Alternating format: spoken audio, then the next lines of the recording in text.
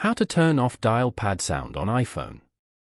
To get started, first of all go ahead and open up the Settings application on your phone. Once you're here, scroll down and go to Sounds and Haptics.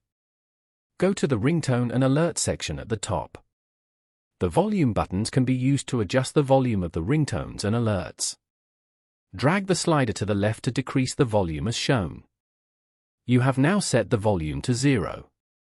Alternatively, locate the small physical switch on the left side of your phone, above the volume buttons. Then, toggle the switch toward the back of your phone. If you see a small orange line on the switch, your iPhone is now in silent mode.